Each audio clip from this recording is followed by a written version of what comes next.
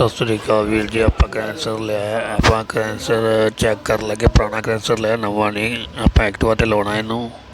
Meditation photo ਲਾਈ ਹੋਈ ਐਕਟਵਾ, ਪੁਰਾਣੇ ਮਾਡਲ ਦੀ ਐਕਟਵਾ 'ਤੇ ਲਾਉਣ ਲੱਗਿਆ ਵੀਰੇ। ਆਪਾਂ ਕੋਈ ਨਵੀਂ ਤੇ ਲਾਉਣ ਲੱਗੇ। ਪੁਰਾਣਾ ਕੈਂਸਰ ਇਹ ਚੈੱਕ ਕੀਤਾ, ਮੱਟਨ ਚੱਲਦਾ ਸੀ ਉਹ ਵੀ ਲਾਇਆ।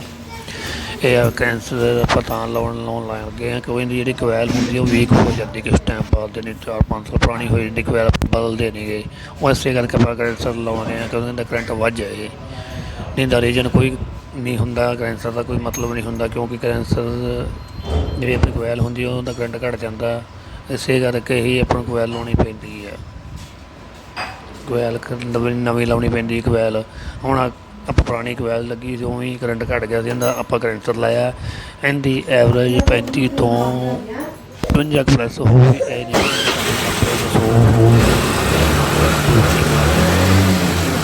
ਪਲੱਸ ਹੋਵੇਗੀ 35 ਤੱਕ ਜਿਹੜੀ ਜਿੰਦਾ ਹੋਵੇਗੀ ਅਤੇ ਇਹ ਕਰੰਟ ਫੁੱਲ ਆਉਣ ਲੱਗ ਪਈ ਪਲੱਗ ਦਾ ਹੀ।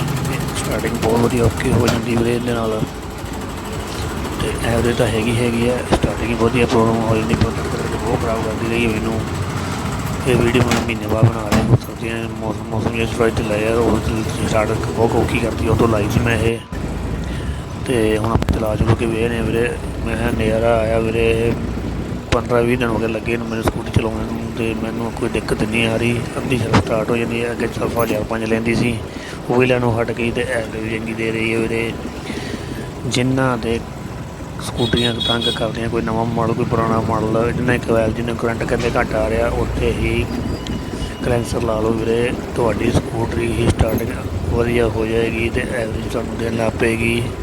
ਜਿਹਦੀ ਧੂੰਆਂ ਮਾਰਦੀ ਹੈ, ਧੂੰਆਂ ਮਾਰਨਾ ਵੀ ਹਟ ਜਾਂਦੀ ਵੀਰ ਜੀ ਕਿਉਂਕਿ ਪਲੱਗ 'ਚ ਕਰੰਟ ਪੂਰਾ ਆਉਣ ਲੱਗ ਪੈਂਦਾ ਅਤੇ ਧੂੰਆਂ ਮਾਰਨੋਂ ਹਟ ਜਾਂਦੀ ਹੈ।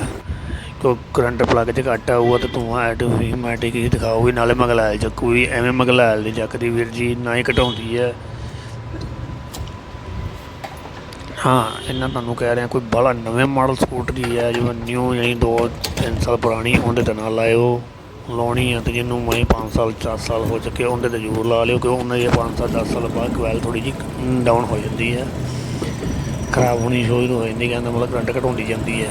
ਉਹ ਆਪਾਂ ਕੋਇਲ ਨਹੀਂ ਬਦਲਦੇ ਸਕੂਟਰ ਦੀ, ਇਸੇ ਕਰਕੇ ਇਹ ਰੀਜਨ ਹੈ ਵੀਰੇ।